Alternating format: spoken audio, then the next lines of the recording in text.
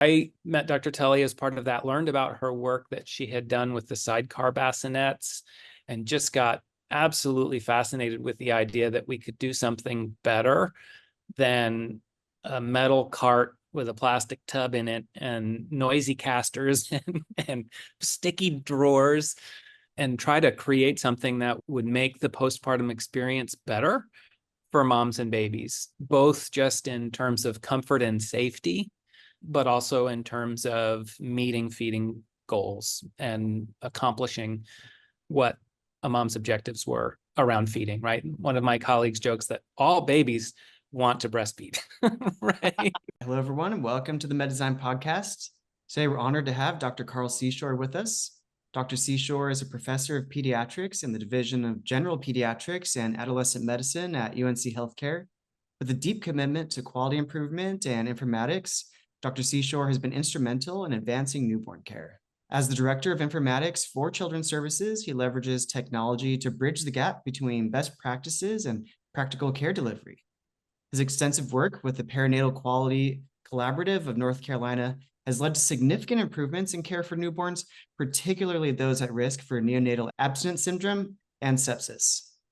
In addition to his clinical and informatics roles, Dr. Seashore is an advisor to Couplet Care, a pioneering startup focused on enhancing newborn safety and care. He's been pivotal in the development of their Bassinet, an innovative solution designed to support postpartum mothers after C-section to care for and bond with their newborn. Today, we'll explore his journey, the impact of his quality improvement projects, and his role in bringing Couplet Care's Bassinet to life. Welcome, Dr. Seashore. We're happy to have you today. Thank you, Jared. It's great to be here. And thank you, Ty. I'm excited to talk with y'all today. Yes, indeed. So I think just getting started off with the big, grandiose question of what does quality newborn care mean to you?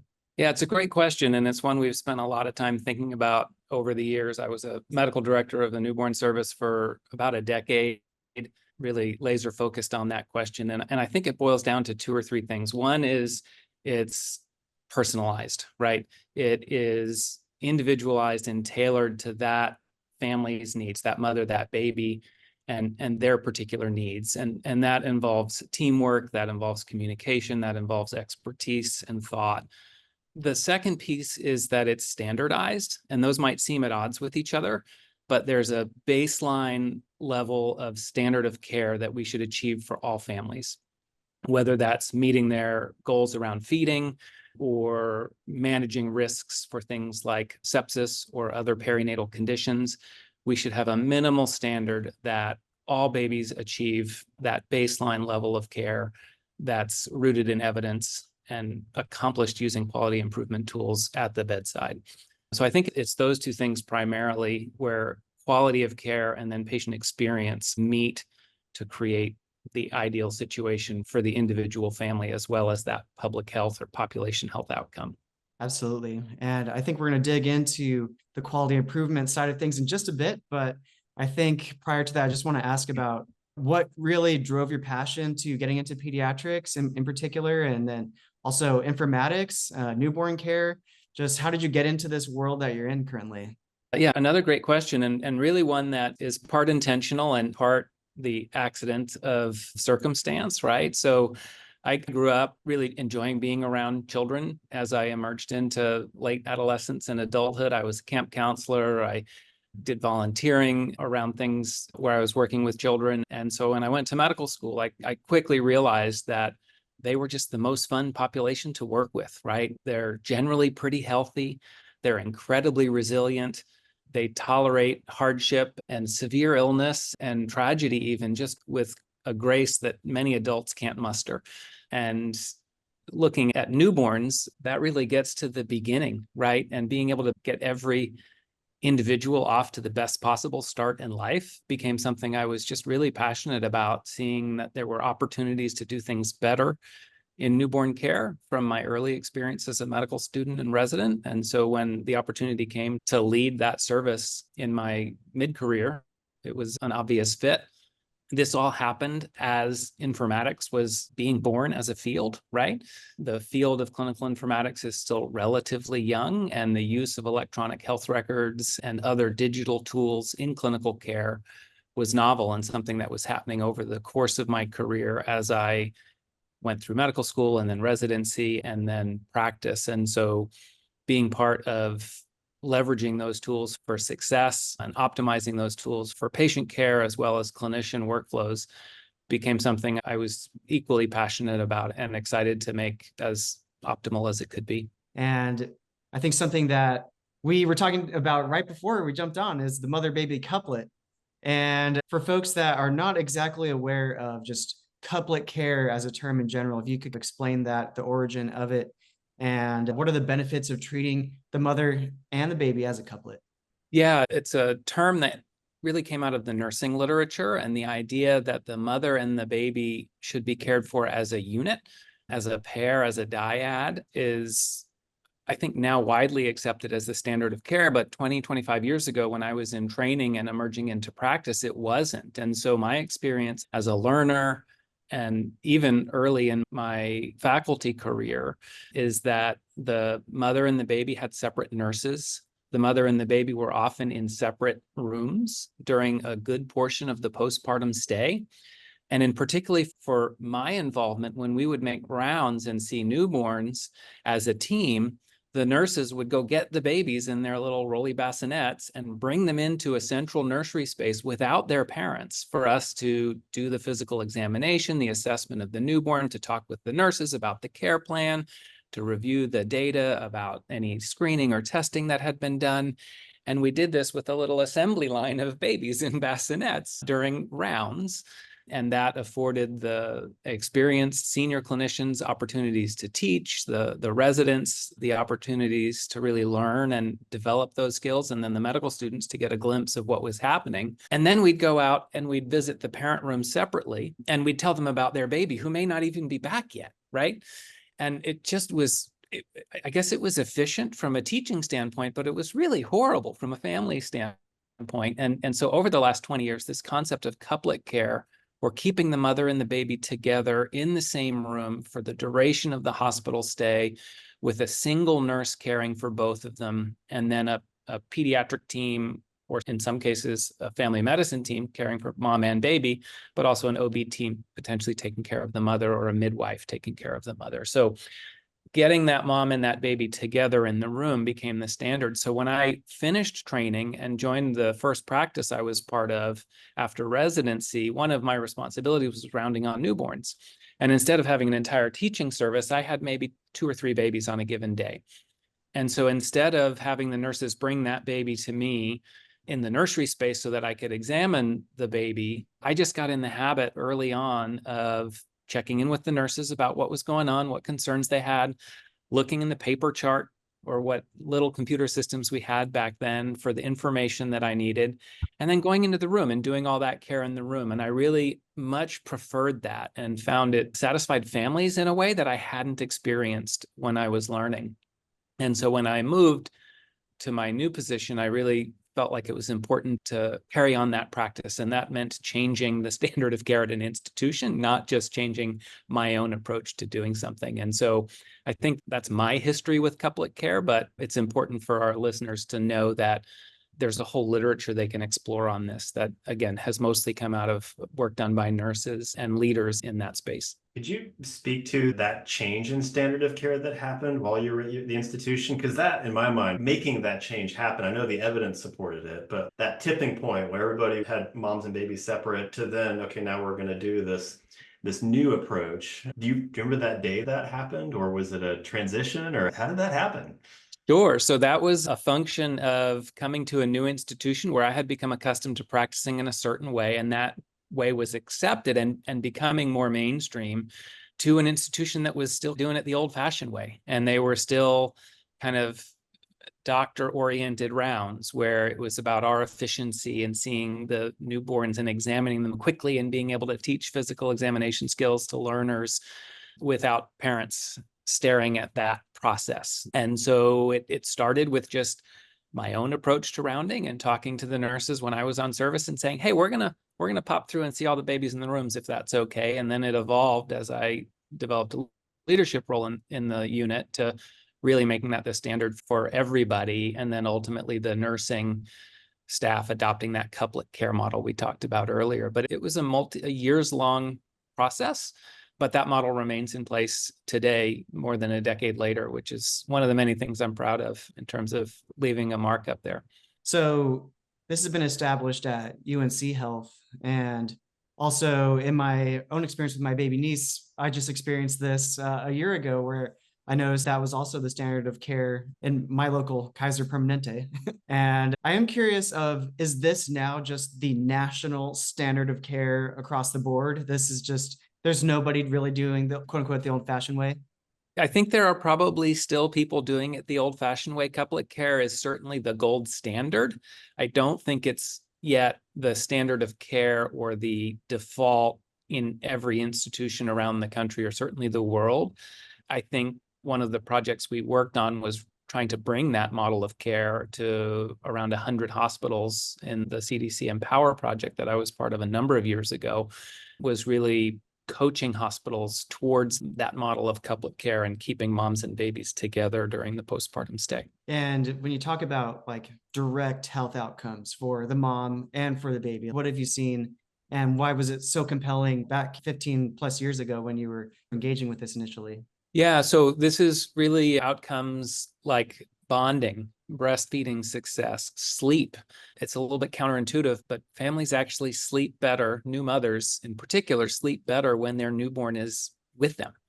They get a higher quality sleep. We think about a fussy baby maybe waking that mom up, but the quality of sleep is actually better when they're sleeping, when mom and baby are together. That bonding of skin to skin contact that all moms and babies and dads and babies and grandparents and babies can experience helps that newborn transition to regulating their own body temperature, regulating their own blood glucose levels, all these physiologic parameters that change at the moment of birth and the cutting of the umbilical cord, right? That baby all of a sudden is entirely independent in those operations. And that close proximity, learning feeding cues, learning sleep cues, changing diapers in a timely manner, all these different things, learning the baby's sounds, right? What do the different little coos and cries mean? The parents get much more comfortable in taking care of that baby when they're empowered to do that in the room for the first 48 hours postpartum while they're still in the hospital. There's been improvements in temperature regulation, improvements in blood glucose, improvements in breastfeeding outcomes, sleep I mentioned, have all come with this transition. That's incredible. And being able to see that firsthand to some degree, and not knowing physiologically totally what's going on, but just being a part of the experience is just, it's beautiful. It's incredibly beautiful. Yeah. And so part of your work also is with the Perinatal Quality Collaborative of North Carolina. If you could just delve into a little bit of that for us today, and also just what are some of the most pressing newborn needs that you've encountered through there, and maybe some of the quality improvements that you've achieved with them? Sure. So the Perinatal Quality Collaborative of North Carolina is a state level and funded perinatal quality collaborative. It's run by a neonatologist and an obstetrician. And like that couplet care model we've been talking about, the idea is to bring the people caring for the mother and the people caring for the baby together to tackle problems or challenges that we're facing in really optimizing health outcomes for mothers and babies. And so each year they typically do one project focused on maternal health outcomes that's led by the OB teams, and one project that's focused on the newborn outcomes that's led by the pediatric family medicine teams. We have representatives from hospitals across the state. All 100 counties, I believe, participate or have participated in the past. All the larger health systems are active members, and we have, again, all level of folks who are involved in caring for babies, from nurses and lactation consultants, midwives, obstetricians, pediatricians, family medicine docs. Really anybody who might be involved in caring for newborns are present. We have families serving as advisors on that group. And during the time that I was heavily involved with those projects, when I was leading our nursery unit, we had several newborn projects that I was deeply involved in executing. One of those was around improving care for newborns at risk for sepsis. And so sepsis is a severe infection in the bloodstream.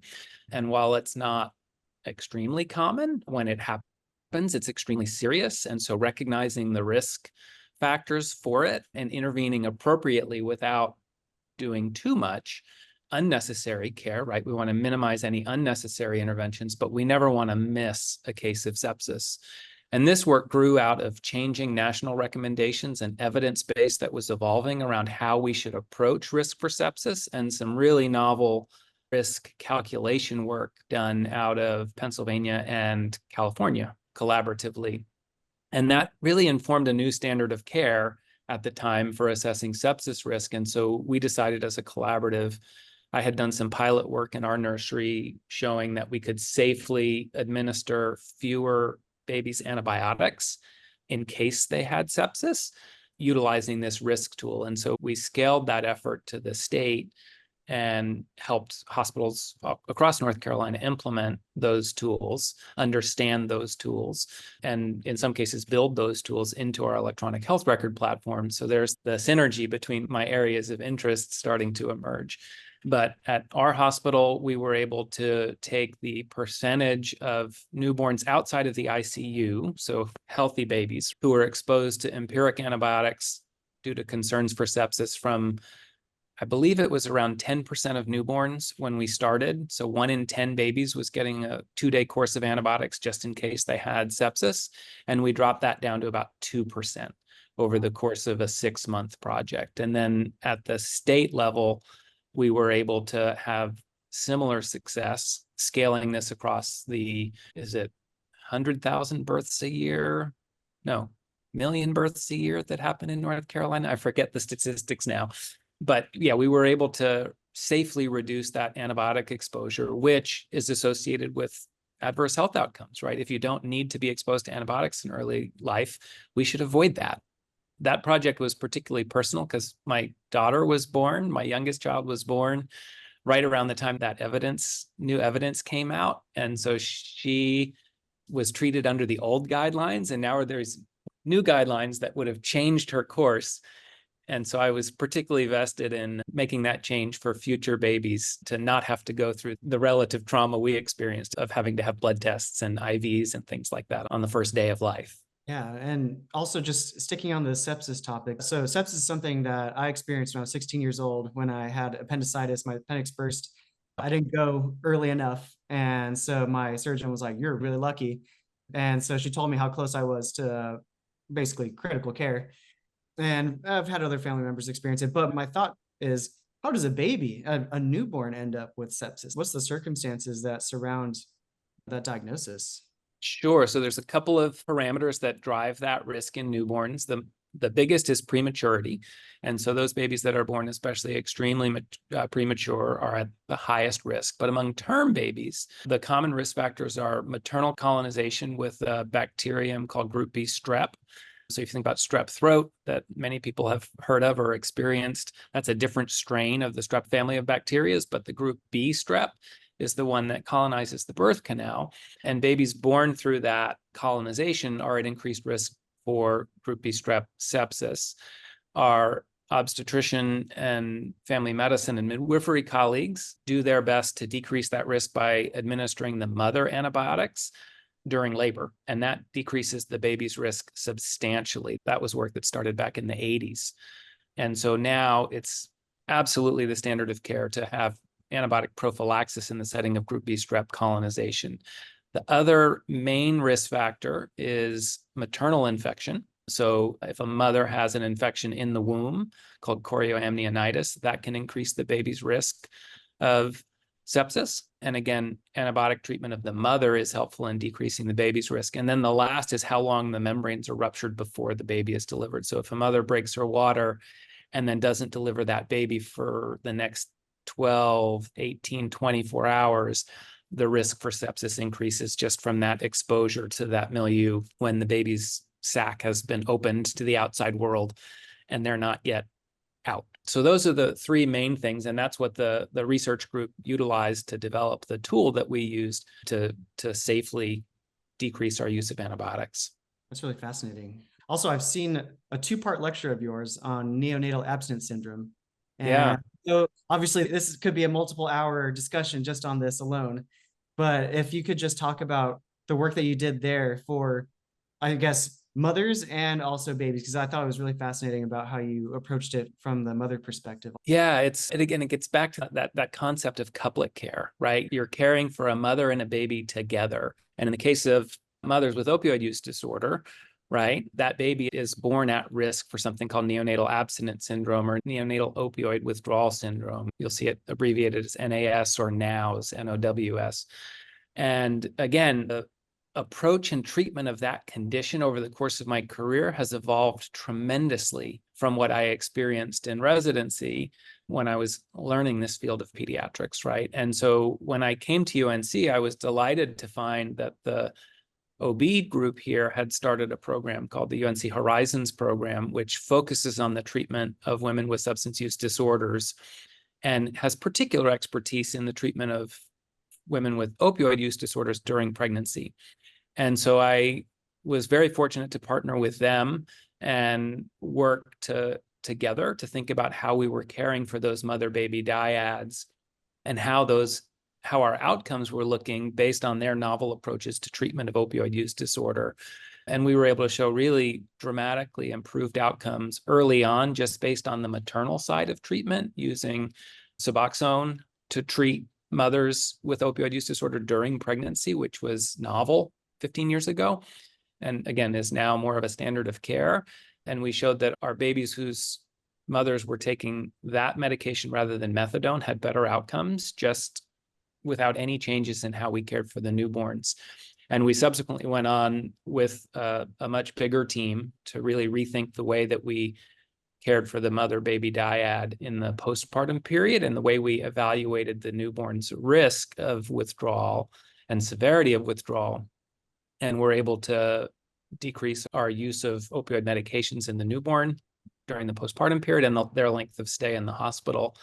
And I feel very fortunate now to continue to work with the Horizons program and follow many of those babies out the first year of life and sometimes longer while the mothers remain in the program and venture into parenthood in treatment and stable with healthy babies. It's really a treat to be able to do that. Yeah, absolutely. And I wish we could stay on this topic more, but we just got to keep it going. We got so many more questions for you. And so another part of your expertise is around informatics. You're the associate chief medical informatics officer.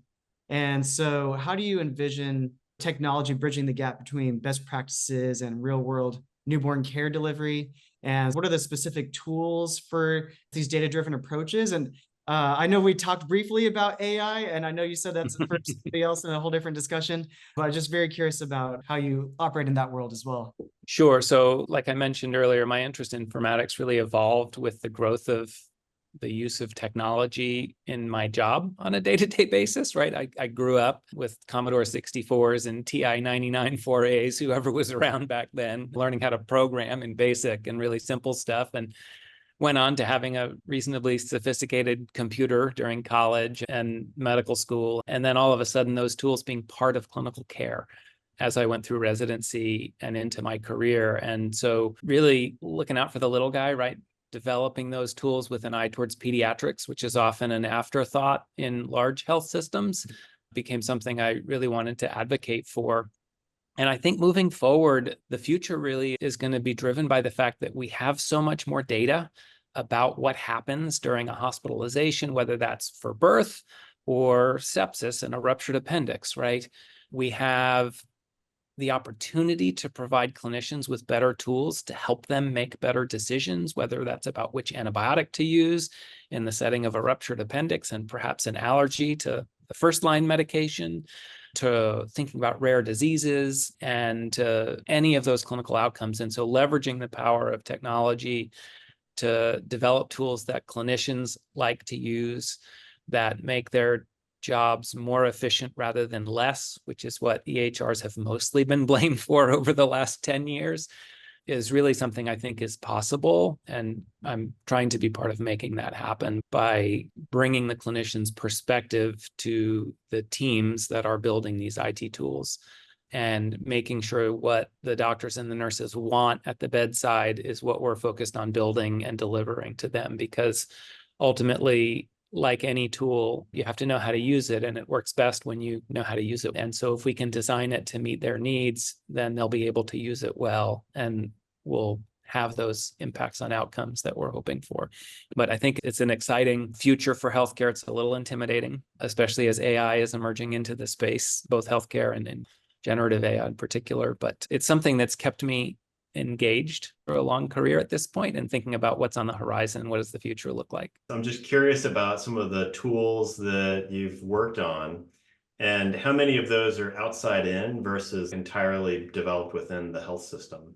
Just 'cause I'm curious, that diffusion of innovation in this space is moving so fast. There's so many possible outside partners wanting to contribute. Maybe they get it, maybe they don't. And then you've also got internal constraints. So just if you wouldn't mind touching on that. Yeah, all of the above, I think, is the easy answer, right? The electronic health record space is dominated now by larger vendors, whether those are academic health center oriented vendors or community practice or health department oriented vendors, subspecialty oriented vendors.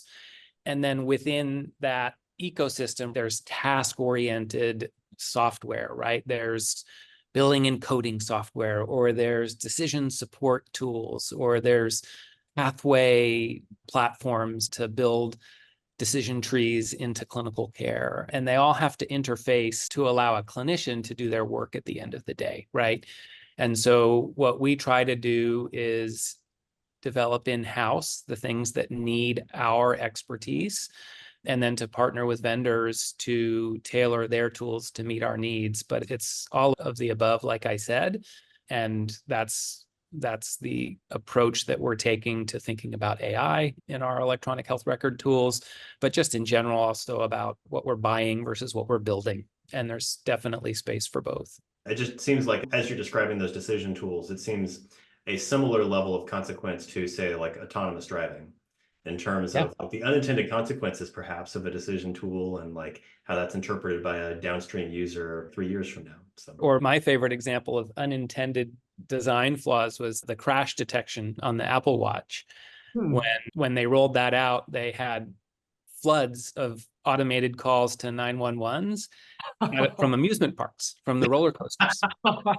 And so they actually had to turn that off after the WWDC announcement or whenever they released it for a couple of days to fix that, because they were overwhelming 911 centers within a certain radius of amusement parks with calls from people going down the roller coasters, because that sound and velocity and all the stuff that their algorithms were programmed to detect a car crash sounded just like it. Yeah, we have to be very intentional, and the stakes are high. Yeah, and I know we could keep digging into this, but we really want to talk about couplet care. And it's clear that you've made a career out of improving the lives of mothers and newborns. And part of that work now is also with couplet care. And so I'm just curious of what really drew you to working with Dr. Tully on this in the very early days. Just how did this all really come about? Because you've really been about this thing since the very beginning. Sure. So it's certainly a bit of accidental innovation, right? So I met Dr. Tully through the Carolina Global Breastfeeding Institute at the School of Public Health, and we were working on a national project with the CDC to improve breastfeeding outcomes. And part of that was introducing the couplet care model of rooming in, of skin to skin, of not separating moms and babies unnecessarily during the birth hospitalization, of supporting mothers' feeding goals, if that was breastfeeding, exclusive breastfeeding, formula feeding, whatever kind of feeding, was working with those hospitals to help them with best practices around optimizing those health outcomes for moms and babies. And a particular goal of that project was improving breastfeeding outcomes in particular, because we know from the literature that many more women intend to breastfeed than succeed in breastfeeding through the first year of life. And much of that is rooted in sort of antiquated hospital practices of separating the mother and the baby, and of not providing adequate support for breastfeeding in the first few days of life during that postpartum stay.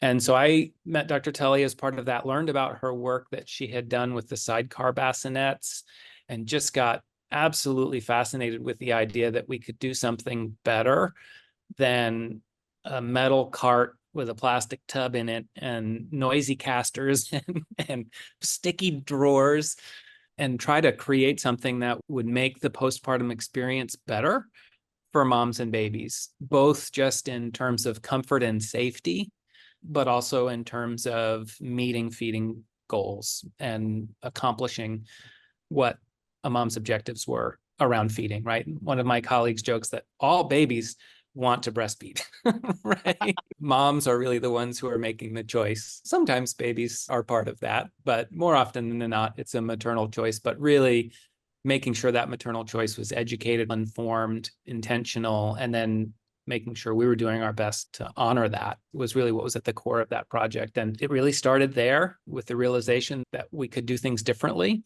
And it evolved from the concept of a sidecar to the Bassinet that we have now. And that's been a 8-year-long process. So to all you aspiring innovators out there, be patient and be persistent, right? Yeah, the persistence and just grit to see it through, right?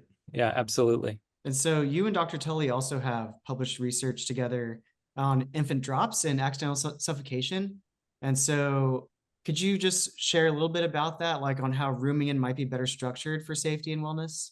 Yeah, so one of the concerns in the rooming in or couplet care era is that infant falls were potentially becoming more frequent, and certainly we're getting more attention.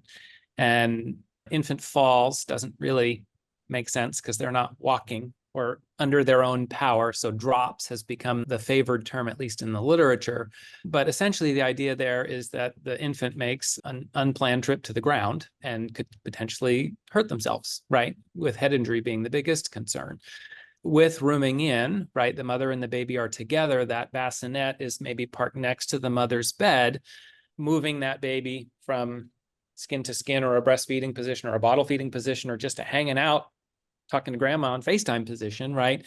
That twisting, leaning, getting out of bed motion to put the baby in the bassinet can be painful or even prohibitive for some folks in the postpartum period. And if there's not a partner, a spouse, grandmother, somebody there to help, then that patient is pressing a nurse call button to summon someone into the room to help them, or perhaps is just falling asleep with the baby in their arms, at which point the baby might drop to the floor, or really worse, fall into the bed rail between the mother and the pillow and the blanket and have an accidental suffocation. That's not something I ever saw or have seen in practice, but it's certainly a rare but unacceptable occurrence. And so part of the concept of the couplet care design was to allow the mom and baby closer proximity to each other and allow the mother to manipulate the baby even in the setting of a pain-limited range of motion. So being able to take the baby from here to here, or to be able to just have your hand on the baby, right? And sleep, knowing that you can feel your baby's breathing, you can feel their warmth, you can feel if they move or start to squirm, or they might start making noises, and you're right there with them and you're not having to twist. And Ty, I'm sure you recognize this as a parent, but you do a crunch if you're in bed and lunge a little bit to get up and respond to a crying baby, especially in the early days. And if you've had a C-section, that's a pretty miserable thing to go through. Even just a vaginal birth, that can be hard. And so really designing something that allowed the mother more autonomy in her ability to interact with the baby for safety reasons, for diapering reasons, for comfort reasons, for feeding reasons, for all of those is what went into the design process for thinking about this better mousetrap that we strove to create. Yeah, I was talking to Sarah Hobgood. She's one of the nurses who's been supporting this. And she just described without couplet care that we're asking mothers to do something that's very natural in an environment that's very unnatural. You've got all these hard surfaces that are good for the hospital experience, but not necessarily safe. And then trying to get access to this bassinet where your arms are having to bend the wrong way. It's just, there's a lot of impediments in kind of the current structures. Yeah, and I've seen different solutions to that in different hospitals across the country. And some have gone as far as to put retractable big flat beds that are designed for examining a newborn into the furniture, right? So that when the doctors or the nurses come in and they need to see the baby, they can bring out this big work surface with a mattress to examine the baby, a heat source if they need it, oxygen coming from the wall if they need it, which is an immense investment in infrastructure. And I don't think would be very comforting to a family to see this sort of large medical apparatus coming out of the wall just so that I can look at a baby, right? So yeah, we thought about the postnatal warmer, like those giraffe. They've just standed on that. Even sort of a fold-up version, a Swiss Army knife version of that in the wall furniture. And then again, that assembly line of bassinets for examining that I talked about at the onset, versus something that I can interact with this bassinet and I can just barely move the baby or the unit, the tub, and do my exam right there next to the bedside much more comfortably, can raise and lower it. So if I have a short medical student working with me or a really tall resident working with me, I can height adjust it to meet their needs. And again, its ability to come over the bed, I can just pass that baby right back to the mother in the bed after examining and point things out, or just regain that closeness that is ideal in the postpartum stay. You just said there clicked for me of the first bassinets you saw that integrated motion, just had height adjustment associated with them. I guess that's the primary use case that was addressing there, of like just the different heights of physicians that were coming through to inspect. And nurses. Yeah. And that's, again, a very clinician oriented design element. And we really tried to capture both the clinician needs, but also the parent needs. And we thought about, again, all types of new parent situations, whether it's mom with a support person, without a support person, different delivery complications, needing to be in that hospital type bed, and really create something that answers all of those challenges, not just what I need. Yeah, that's like kind of a consistent thing when you have multiple stakeholders looking at the design of something, because there's points in time where this feature benefits one stakeholder and this feature benefits the other, and you have to make a choice between those two. You can't have it both ways in a design process. And like making that intentional decision of which direction to go with that's a design decision, and you have to balance those factors. Exactly. Yeah. And that kind of begs the question of, how does the current Gen 5 bassinet sort of meld those two needs of the clinicians being, I think, obviously secondary to the mother and newborn needs, of course, but how did you meet the needs of everybody involved here? Or did you not? Did you just say, we're tossing out you could say, quote unquote, needs of the providers, but how does it meet the needs of everyone involved? We haven't even talked about the needs of the providers in all of this. Yeah, I think, again, my bias was to think about this from the lens of a new parent first, but to always have the provider needs in mind. And before Gen 5, we certainly had models of this that were too clunky for a provider to really use sensibly. And we learned from that. And it's why we're not on Gen 1 anymore. But we favored the parents' experience and safety really overall. And then we worked towards that provider comfort as we were able within those constraints, I think is a fair way to summarize it. Like any tool, right? It has a little bit of learning, right? The first time someone opened a drawer, they had to learn how to do that. Oh, wow, now I can access all this stuff without having to reach down or whatever. And the first time someone uses this bassinet, they'll need to know, oh, I need this lever or this motion to accomplish what I'm doing, or if the wheels are locked versus unlocked. But we took a lot of design elements from existing medical equipment that people are familiar with in a hospital setting. If we go way back tied to the graduate seminar where we first iterated these ideas, we gave them examples of hospital equipment to inform their decisions, from tray tables and existing bassinets and giraffe units and the rest of it. So we were really intentional in trying to make it feel intuitive with features and functionality that weren't out of an airline cockpit or something like that. Yeah, and just being able to learn from what works in other contexts. So you're not having to go from complete scratch, but rather can pull from the best of what works in other industries. So, and I just also want to just compliment you, Carl, because like when we were dealing with the 3rd generation bassinet and there was a mechanical issue, the lock that we had designed worked great for bedside with mom, but you get ripping down the hallway and the lock couldn't handle it.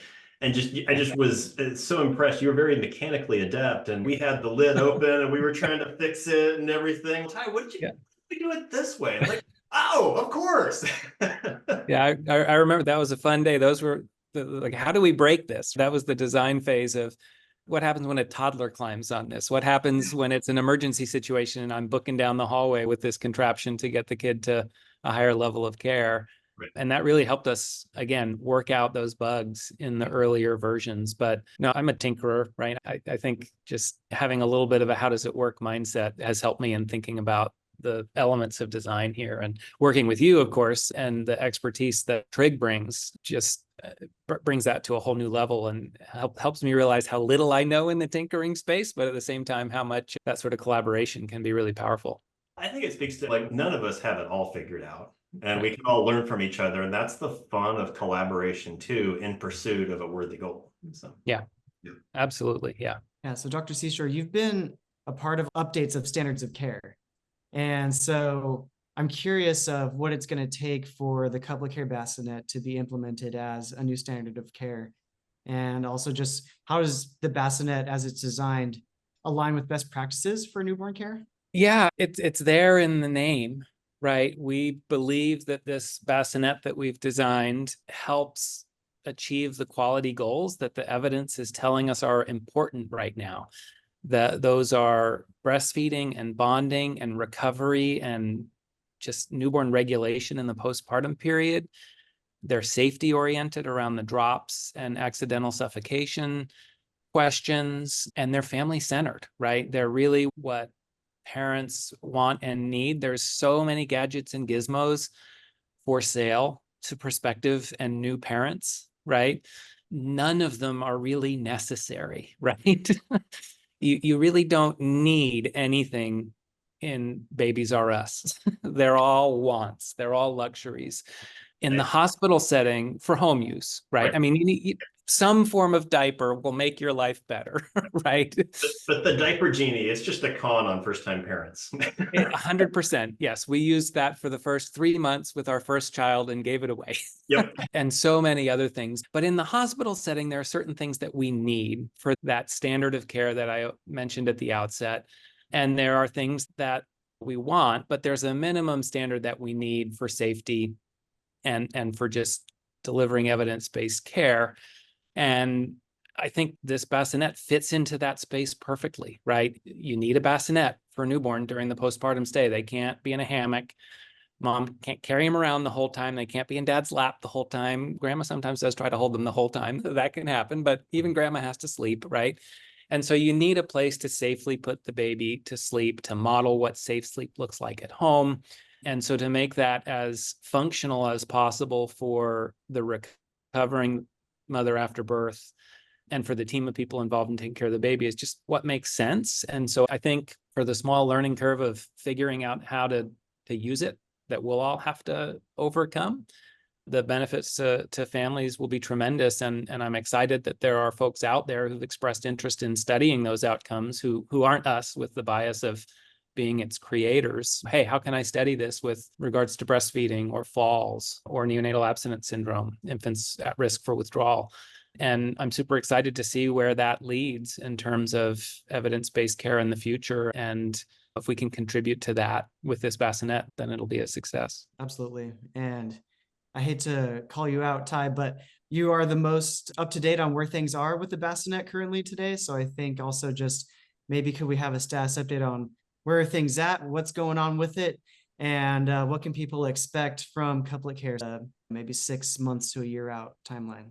Yeah, sure. So you've heard reference to multiple generations of prototypes, and that's been an extensive process of really trying to make sure we're balancing all of the user needs that really go into it's an interesting and complex space. So currently where we're at is we've got 3 units that are being fabricated that are manufacturing level prototypes that are the final tooling that allow for like lower cost manufacturing methods. So those units are being ready for a year-long clinical study at Johns Hopkins, which fully expecting to deliver next month and then be getting kicked off for this kind of a final phase of this as part of the phase 2 SBIR grant. And then with that, we've got some other units that will be taking through summative final usability testing, all of the verification and validation steps. that we'll need to go through in order to have the final filing to then be ready for sale. The ultimate goal for this is that the production units are ready to take orders, and then we'll be shipping to hospitals that have placed an order, expected delivery early 2025. So it's been a long road to get here, but we can see it and it's awesome, and it's cool to see that coming together. So anyway, that's a quick update there. That's incredible. 8 years in the process, finally, you're all here, and congratulations to all of you that have been instrumental in all of this. And I know that we're coming up on time a little bit. I want to maybe broaden back out. And so, Dr. Seashore, I'm just very curious, like, you have been a part of a lot of positive improvements for care for mothers and care for newborns. And often when folks talk about the state of healthcare in the US, it's not always such a bright outlook. But going into sort of your career and all the successes you've had, it seems to be that the future of healthcare is pretty bright with people like you involved in sort of things like this. And so just what's your outlook on the future of maternal care, newborn care? And I guess also what's just on your mind as far as what else is ripe for innovation and improvement for care for these populations? I think that mindset that you outline is key, right? If you approach things as being problems, it's really easy to get mired down and bummed out about the state of affairs. If you approach them as challenges, I think they call that a growth mindset in business school, I don't know, or somewhere, it's more exciting and you can figure out ways to overcome them or make things better. I think patient engagement is one of the areas we need to really do more work in terms of improving folks' health literacy and their ability to access care. And for that access to be equitable, right? Whether it's a language barrier or a cultural barrier or a systemic barrier, I think we need to make sure that all this good work that we're doing is reaching every patient, right? And that means lowering the bar to entry to getting healthcare, making it easier to get healthcare, making our patients more informed about what they're going to experience during a birth hospitalization. What is that like? If you've never experienced that before, you did as an uncle recently for the first time, it's a little overwhelming. And if you don't know what to expect going in, it can be scary. And so how can we better reach our patients where they are at home, in a hospital bed, wherever that is, and involve them in their healthcare? I think that can help bring a lot of the joy in practice back that some people have lamented is missing over the last 10 or 20 years as healthcare has evolved into its current state. But I think approaching problems as challenges to be solved and in need of a solution rather than just enduring doing it this way, because that's the way we've always done it, is what it will take. I think one of the really positive things is that the dogma that I was taught, which is that it takes 10 years for something published in the literature to reach the textbooks, right? Very few medical students are studying from textbooks anymore. But I think we do have the possibility for innovation in how we deliver care to reach more patients more quickly as those developments happen at scale, right? And we're seeing this with the novel therapeutics for cancers and in all sorts of other spaces. We're seeing this in treatment of sepsis, not just in newborns, but all comers. We're seeing this in so many different areas of healthcare. We're working hard in the field of pediatrics right now to think about that with the current mental health crisis we're seeing in young teens, preteens, and adolescents. And what are the best ways to screen for, identify, treat, and improve outcomes with anxiety and depression? So I just think there's tremendous opportunity. And for the innovators out there, for the curious out there, for the clinicians out there, pick something that excites you and you feel passionate about, and the work doesn't get boring and drag on, and you don't even mind it when you get a ping from Ty late at night or something like that with a question, because it's a passion project. That's something I tell all the residents and students I work with, that if it's a passion project, you won't mind the extra work that's required to put into it to succeed. If it's just trendy, or if it's something that a mentor kind of fed you to work on and you're not excited about it, it's going to be really hard to see it through. And this Bassinet has been as much grit as anything else, like Ty said earlier, really just seeing the challenges through to something that's going to work. It takes a long time, takes a lot of effort, but I think in the long run, it pays off. And Somebody once had a tagline when they came on the show that their mission in life is to change the millions of people's lives that they've never met. And I feel like that tagline tends to apply to somebody like you also, where you've had an instrumental role in changing standards of care. There's all these people across the world and that are essentially benefiting from work that you've done, and you're never gonna get to meet them. So that must be a wonderful feeling, but you've had such a high impact in your career so far. And I'm just curious of what's next for you in your career, and also just what's driving your passion today. Gosh, that's complicated. If you had asked me 10 years ago, would I be involved in designing a novel bassinet for newborns? I wouldn't have been able to answer you. I don't know. Or if I was going to be in clinical informatics, it would have been hard to say. That journey started just about exactly 10 years ago. And so I think I will be where the challenges take me, where the evolution of the field of pediatrics and the field of clinical informatics go. And I hope I'll be still doing it in an environment where I can teach and work with learners at all different levels while still providing care to patients and families on a routine basis. But I don't think I could tell you exactly where it would be more specifically than that. Absolutely. Dr. Seashore, thank you for joining us today. Thank you for the work that you do, especially as somebody that gets to experience the benefit of your work very downstream. And thank you for your time today. You're welcome. And thanks for having me. This was a really fun discussion.